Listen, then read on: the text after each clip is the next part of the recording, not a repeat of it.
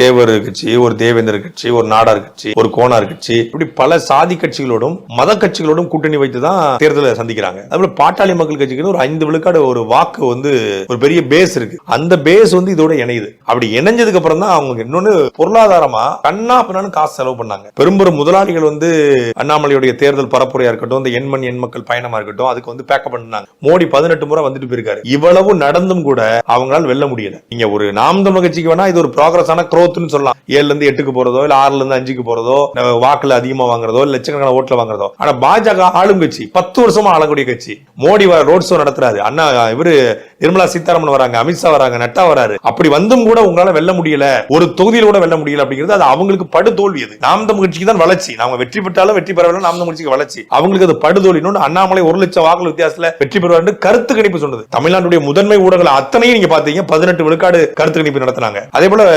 சீட்டு 6+2 அப்படிங்கிற அடிப்படையில் சொன்னாங்க. அண்ணாமலை 100 விழுக்காடு ஜெயிப்பாருன்னு சொன்னாங்க. அண்ணாமலை ஜெயிக்கலனா நான் கருத்து கணிப்பு நடத்துறதை விட்டுட்டு போயிடுறேன்னு சொல்லி ஒருத்தர் அறிவிச்சாரு. அப்ப அவ்வளவு நடந்து கூட அண்ணாமலை கிட்டத்தட்ட 80,000 1 லட்சம் வாக்குகள் வித்தியாசத்துல பின்னடைவு செஞ்சிருக்காங்க போது அது அவங்களுக்கு பெரிய பின்னடைவு தான். சின்னத்தை ஒரு பெரிய ஃபேக்டரா மாத்தி அந்த சின்னத்திற்கு பின்னாடி நாம் தமிழ் கட்சியை ஓட வச்சாங்க. அது ஒரு 15 நாள் நாம் தமிழ் கட்சி தேர்தல் பிரச்சாரம் தடைப்பட்டது. அது உண்மைதான்.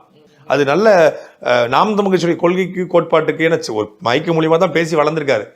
அது அப்படிதான் கொண்டு போய் இனத்தின் வழிதாங்கி நிக்கிற எங்களுக்கு ஒளி வாங்கி சின்னத்தை ஓட்டு போடுங்கன்னு சொல்லி கொண்டு போய் சேர்த்தோம். சின்னமும் 24 ஹவர்ஸ்ல மக்கள்கிட்ட போய் எளிமையா சேர்ந்தது. அது ஊடகங்களும் ஹெல்ப் பண்ணாங்க.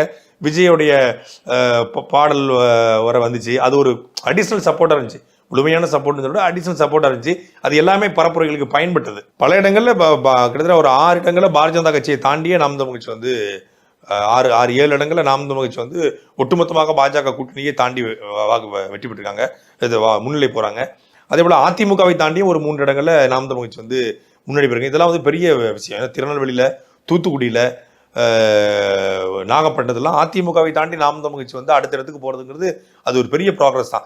தென் மாவட்டங்களில் அதிகமாக நாம் தமிழ் கட்சி ஒரு பெரிய தாக்கத்தை ஏற்படுத்திதான் நான் பாக்குறேன். பாஜகவின் மீது குறை சொல்வதும் காங்கிரஸ் மீது குறை சொல்வதும் தாண்டி பொதுவாக இங்கே மோடி வென்றிருக்காரா, இல்லை ராகுல் வென்றிருக்காரா, இல்லை ஸ்டாலின் வென்றிருக்காரா, எடப்பாடி வென்றிருக்காராங்கிறத மக்கள் முதல்ல வெல்லணும். மக்களுக்கான அடிப்படை கட்டமைப்புகள் சரி செய்யப்படணும். நீங்க இன்றைக்கும் இந்தியாவில் பல்வேறு கிராமங்களில் சாலை இல்லாம இறந்து போன மனைவியை தூளி கட்டி தூக்கிட்டு போறக்கூடிய கிராமங்கள் இருக்கு. நான் எதுக்காக அந்த கேள்வி வச்சுன்னா, நம்ம எப்பவுமே கூட்டாட்சி தத்துவத்தை விரும்புகிற ஆளு, நம்மளுடைய கட்சியினுடைய கொள்கை அதுதானே கூட்டாட்சி தத்துவங்கிறது தான். இப்போ பெரும்பான்மை இல்லைன்னும் பொழுது ஏதோ ஒரு கட்சியை சார்ந்திருக்க வேண்டிய கட்டாயம் இருக்கிறதால கொஞ்சம் ஜனநாயகம் காக்கப்படுமா அப்படிங்கிறது தான் கேள்வி. உங்களுடைய பார்வை. இல்ல, பாஜக கடிவாளம் போடணும் இந்த தேர்தலில். நீங்க இந்த வெற்றியை பாஜக முழுமையான வெற்றியா இல்லை. ஒண்ணு நம்ம தெளிவா மட்டும் தெரியுது. மக்கள் பாஜக வரக்கூடாதுன்னு வாக்கு செலுத்திருக்காங்க. அது நல்லா பார்க்க முடியுது. ஏன்னா 400+ அப்படிங்கிறது அவங்களுடைய டார்கெட்டா இருந்தது. ஆனா இப்போ அது 290க்கு கீழே குறையுது. 280 வந்துருக்குது. முடிவுகள் 270 கூட போய் முடியலாம். அதுக்கு அப்படியே ஆல்மோஸ்ட் ஒரு கார்னர்ல போய் நிற்கும் தான் நமக்கு பார்க்க முடியுது.